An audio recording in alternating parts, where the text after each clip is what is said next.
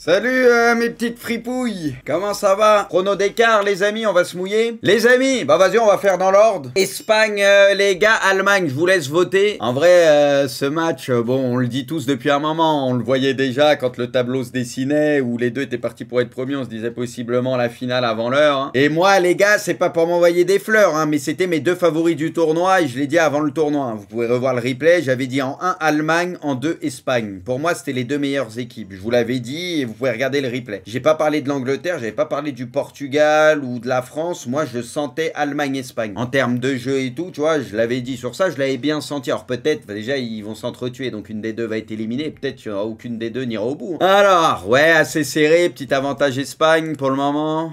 On est sur du 56-44, ouais, 57-43. Bon, j'attends la fin pour vous donner ma petite tendance perso. Mais ouais, j'ai l'impression qu'on aura un petit avantage Espagne. Et donc, on est sur du 54-46, quand même assez serré. Hein. Donc, vous dites Espagne. Moi, les gars, je pars sur l'Allemagne. C'était mon prono de départ. Je pense vraiment que l'Espagne est peut-être, et même sûrement, la plus belle équipe de cet Euro. Le truc qu'il faut pas négliger pour moi, c'est que déjà, c'est tout con, mais c'est en Allemagne. Et on sait qu'en général, bah voilà, hein, ça peut t'aider fortement quand tu joues quand même à la maison. Donc moi, c'est un truc à surtout pas sous-estimer, bien évidemment. Et l'autre truc que j'ai envie de dire, c'est que moi, je vois typiquement le genre de match où l'Espagne va dominer un peu. À la sortie du match, aura peut-être été légèrement supérieur. Ce sera peut-être créé un peu plus d'occasions. Mais, comme j'en avais parlé la dernière fois, peut-être que ce côté un peu plus tueur de l'Allemagne devant le but, c'est ce qui va leur permettre de se qualifier. Et c'est ce qui va peut-être faire mal à l'Espagne, où on se dira, ils ont eu un peu plus d'occasions, mais ils ont été moins tranchants devant le but peut-être. Tu vois, je ressens un peu plus ce côté tueur quand même chez les Allemands. Ça, plus les supporters, ça va peut-être faire basculer un petit peu le match. Après, l'Espagne, pour moi, c'est sûrement la plus belle équipe. Voilà. Mais c'est pas toujours la plus belle équipe qui va au bout, comme je le dis. Donc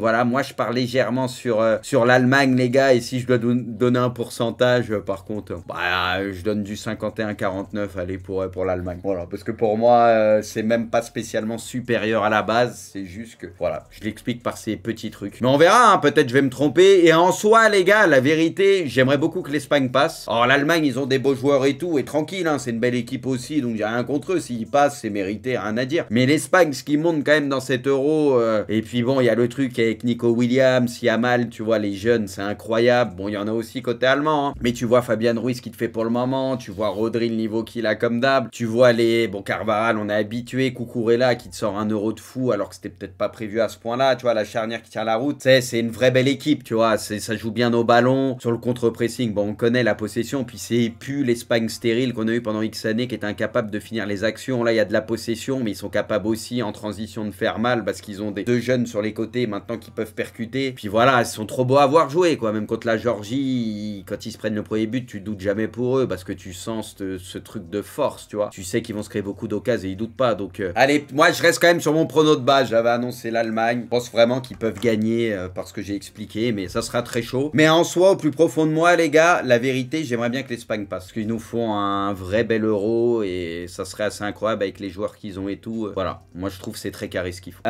Deuxième match, les gars. Eh, vas-y, on se garde Portugal-France pour la fin, les gars. Pays-Bas-Turquie. Bon, là, vous êtes largement sur Pays-Bas, ok. Ok, 85-15. Bon, évidemment, l'écart est vénère. Alors, moi, les gars, bon, je vais partir aussi sur les Pays-Bas. Après, comme j'ai dit un peu plus tôt, moi, la Turquie en poule, j'avais vu 2 matchs au stade, hein, c'est pas pour flex, mais il m'avait pas impressionné dans le jeu et tout. C'était beaucoup par des exploits individuels, surtout le premier match contre la Géorgie avec ses buts de Taré et tout, d'Arda et avec Muldo aussi. Pas vraiment par le jeu, je trouve qu'ils étaient forts, mais il y avait des exploits, des trucs, tu vois. Sur le deuxième match, ils avaient un peu donné le match au Portugal parce qu'il y avait eu des grosses erreurs et en plus, il y avait eu des choix un peu bizarres sur la compo de la Turquie aussi, tu vois, des joueurs qui étaient sur le banc. Et je les avais trouvés inquiétants. Le dernier match, bon, il y a eu le rouge qui fausse un peu le truc. Donc moi, perso, contre l'Autriche, je voyais l'Autriche se qualifier, je voyais l'Autriche supérieure et tout. Et pour moi, je pense pas forcément que l'Autriche est moins forte que la Turquie, mais je voyais l'Autriche se qualifier, donc je me suis trompé. Et la Turquie, écoute, bon, c'est une histoire de coup de pied arrêté ce match, mais mine de rien, ils ont montré du caractère, ils ont su tenir. tenir. Alors ils ont concédé des choses, il y a l'arrêt à la fin du gardien qui est assez incroyable. Enfin voilà, mais ils ont su tenir, il y a du cœur dans cette équipe, ça on le savait, et puis c'est porté aussi par le public. Donc voilà, maintenant c'est sûr quand tu vois la poule des Pays-Bas, c'était pas impressionnant, mais tu vois le dernier match, c'était que la Roumanie en face, mais ils ont fait un vrai gros match. Ils ont fait un vrai gros match, et dans le jeu, ils ont été très bons, ils se sont créés beaucoup d'occasions, t'as jamais eu peur pour eux contre la Roumanie. T'as un Gakpo qui est en feu comme d'hab avec les Pays-Bas, bon, on connaît les joueurs derrière, t'as du Reinders au milieu, qui moi vous le savez, je vous en parle souvent, c'est un joueur que j'adore et qui est très fort. Donc voilà, t'as l'impression que les Pays-Bas, ça monte un peu en puissance quand même, et il semble y avoir un vrai écart entre les deux équipes. Donc moi, je pars naturellement sur les Pays-Bas. Après, attention avec les Turcs, on sait qu'ils ont du cœur, et avec eux, faut toujours se méfier, mais voilà. Ouais, Demiral est suspendu aussi, ouais. Demiral suspendu 2 matchs, si je dis pas de la merde, qui avait mis le doublé sur le 8e de finale, donc voilà. Il n'y avait pas de Çalhanoğlu aussi, il n'y avait pas de Çalhanoğlu qui sera de retour, donc ça peut faire du bien aux Turcs aussi. Mais vas-y, moi je reste sur une victoire des Pays-Bas. 65-35, un truc comme ça. Moi je dirais 65-35 Pays-Bas, ça me semble honnête. Je vois quand même un bel avantage Pays-Bas, mais t'as pas non plus le 80-20 ou ce que tu veux, parce qu'on sait jamais, parce que les Pays-Bas en poule, tout n'était pas parfait, et la Turquie, on a compris qu'il faut pas les sous-estimer. En plus, comme j'ai dit, ils seront portés par le public, donc attention. 3e match, les gars, Angleterre-Suisse. Bon, on est sur un gros écart, hein. Bah moi les gars, je vais vous suivre. Je vous suis parce que pour le moment, c'est quoi la seule différence qu'on a, c'est le Espagne-Allemagne. Moi, je vais vous suivre pour la bonne et simple raison. Pour le moment, ce qu'on a vu plus ou moins en poule, ça s'est retranscrit sur les phases finales, en 8e et tout. À part peut-être les Pays-Bas où on a vu du mieux, etc. Tu vois. Mais je veux dire, les bonnes équipes de la phase de poule, pour le moment, ça confirme et vice-versa. L'Angleterre, les gars, ils étaient à 2 doigts de sauter. C'est un miracle, hein, que Bellingham y mette ce but. Ils ont été cata encore une fois, cramés physiquement dans le jeu kata, avec un entraîneur toujours aussi perdu, bon, qui est forcé de faire des choix à la fin, de mettre des joueurs offensifs. Et bon, bah, comme par magie, tu vois, il se passe 2-3 trucs quand même, mais c'est pas du coaching pour moi, ça, c'est un choix par défaut. Donc voilà, l'Angleterre m'inquiète énormément. J'attendais de les voir s'il y avait peut-être du mieux en 8e de finale. On a vu la même chose, toujours aussi catastrophique. Donc tu t'en remets, on va dire, à des exploits ou des coups d'éclat, bah, d'un Kane, même s'il fait pas un bel euro, mais mine de rien, il a quand même le mérite d'être là sur le 2e but, et surtout Bellingham qui a sauvé son pays. De l'autre, tu as la Suisse. Tu as la Suisse qui est une des plus belles équipes, top 3 peut-être. Moi je dirais les gars vraiment top 3 avec Allemagne et Espagne. Des plus belles équipes pour le moment, ce qu'ils ont montré sur l'ensemble des 4 matchs. Très clairement pour moi c'est top 3. Une équipe où ça peut être costaud, on l'a vu derrière, et t'as un Kanji en mode patron. Au milieu avec Freuler, Xhaka et tous costaud. Devant on a vu Vargas au dernier match faire un carnage. Bon t'as d'autres options, tu peux mettre aussi Mbolo quand t'as Mbolo. Enfin tu peux jouer de différentes manières avec cette équipe. Sur les côtés aussi c'est fort. C'est quand même très costaud. Ça joue bien, ça récupère le ballon assez haut. Ils sont très bons à la récupération aussi. Ouais, Ndoye aussi. Non mais tu peux sortir beaucoup de joueurs, tu vois, il y a beaucoup de très bons joueurs. Franchement, ouais, tu peux avoir des jokers comme Shaqiri et tout, on l'avait vu son but. Enfin, c'est costaud quoi, c'est carré, il y a rien à dire, tout est cohérent, ça joue très bien. Donc vas-y, moi je suis cette logique de la phase de poule et de ce qu'on a vu pour le moment. Je pense que la Suisse peut faire très mal, et notamment aussi avec le pressing et tout, ils peuvent les pousser à la faute les Anglais.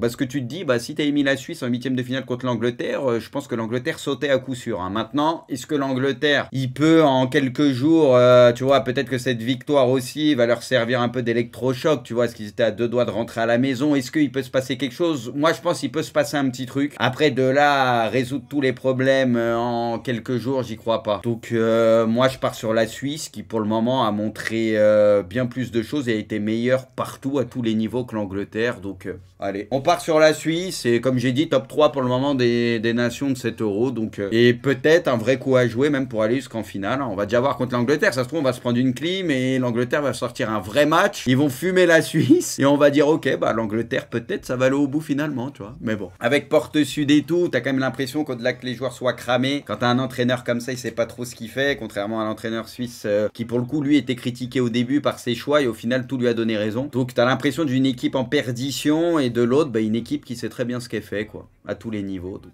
allez, Suisse. Portugal-France, les gars. Donc, pour le moment, vous êtes sur la France. Vous êtes un peu plus sur la France, ok. C'est du 50-50 pour moi. Hein. Vraiment, les gars, au moment où je vous en parle, pour moi, c'est du 50-50. J'arrive pas à dégager un favori. On en a parlé un peu hier dans hors-jeu, parce qu'en fait, pour moi, je vois les mêmes qualités, plus ou moins, et défauts entre les deux équipes. À savoir, une bonne défense, au milieu de terrain, des joueurs qui peuvent être costauds. On pense à Palhinha, tu vois, qui est incroyable. Il y a Vitinha. C'est des joueurs qui font le taf. Derrière, avec ton Pepe et ton Diaz, on sait que c'est costaud. T'as Cancelo, Nuno qui peuvent beaucoup apporter aussi devant. Et tu vois, l'équipe de France, pour le moment, la défense, elle fait le taf. Au milieu de terrain, il y a eu du Kanté qui a montré de bonnes choses, même sur les derniers matchs. C'était un peu plus compliqué peut-être ou moins impressionnant. T'as Rabiot qui a montré des choses, etc. Tchouaméni que j'ai trouvé pas mal la dernière fois. C'est la défense et le milieu, j'ai pas trop de doutes entre guillemets, mais l'attaque. Et les deux équipes, pour moi, c'est pour ça que je dis ça, c'est plutôt devant que ça se passe, où bah, d'un côté, du côté de l'équipe de France, il y en a pas un qui nous a convaincus depuis le début devant. Et de l'autre, bah t'as Léao qui pour le moment c'est pas très convaincant. Bernardo, à part le match contre la Turquie, c'est pas très convaincant non plus. Bruno, c'est loin d'être convaincant aussi. Et Cristiano non plus, tu vois. Donc c'est pour ça que c'est difficilement lisible pour moi, parce qu'ils ont les mêmes qualités et défauts. J'ai l'impression que c'est un peu match miroir. Les deux gardiens sont bons, ouais, pour moi je vois un peu un copier-coller. Alors après où la différence peut se faire, peut-être avec les latéraux, parce que quand tu vois Cancelo ce qu'il a pu faire la dernière fois, il a pu beaucoup apporter. Même Nuno a fait des choses aussi, donc on sait qu'offensivement, voilà. Bon, nous t'as Théo qui pour le moment fait un euro moyen, pas un grand euro, mais pas un mauvais euro, tu vois, un euro moyen, tu vois. Mais moi Théo qui le connaît bien, j'en attends quand même plus, et notamment sur le plan offensif, parce qu'il est capable d'apporter énormément et de te faire basculer un match aussi avec ses percées. Donc voilà, et t'as Koundé aussi qui est une bonne surprise pour le moment, parce que Koundé on l'a vu sur le dernier match, même offensivement, au-delà de son rôle défensif, offensivement il a mis beaucoup de bons ballons, donc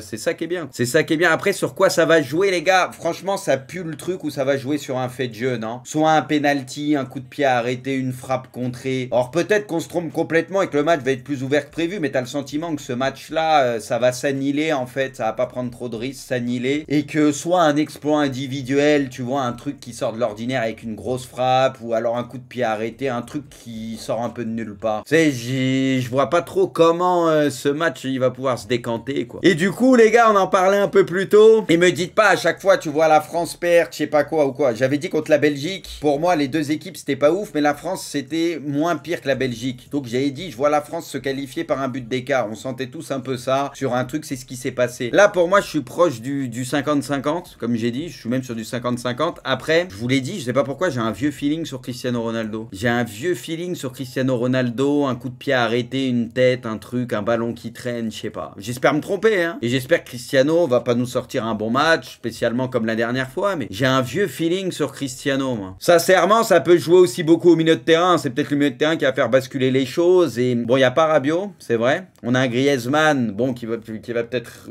être utilisé plus côté droit, ce que tu veux, plutôt que dans le cœur du jeu. Ça parle de Camavinga avec Tchouaméni au milieu avec Kanté. Le truc, c'est qu'en face, le milieu, les gars, il peut être costaud quand même. Hein, parce que tu vois, Palhinha, c'est quelqu'un. Vitinha, pour moi, qui est encore peut-être le meilleur portugais, ou en tout cas l'un des tout meilleurs, parce que c'est toujours dur de comparer les défenseurs avec les milieux. Mais voilà, ils ont quand même du très très lourd au milieu de terrain. Et après, bah, avoir les compos probables. Mais tu vois, un Léao, encore une fois, lui, il est capable sur des coups d'éclat comme d'hab, hein, de faire basculer un match, même si pour le moment, il l'a pas montré énormément dans cet Euro. Mais c'est des joueurs toujours à surveiller, quoi. Faut toujours s'en méfier. Et puis bon, tu te dis que Bruno, il y a bien un moment où il va sortir quelque chose aussi. Donc en espérant que ce soit pas le cas. Mais voilà, quoi. Enfin, offensivement. Mais d'un côté comme de l'autre, tu te dis offensivement, ça a tellement été décevant jusqu'à maintenant. Avec la qualité qu'il y a, tu te dis, il y a bien un moment où ces mecs-là, ils vont sortir quelque chose. Donc voilà, on a deux différences, les gars. Bon, en vrai, moi, je suis quasi sur du 50-50. Mais si j'ai un léger aller feeling, part un peu sur le Portugal, comme j'ai dit. Et du coup, l'autre différence, c'est l'Espagne-Allemagne. Donc on a deux différences, en vrai.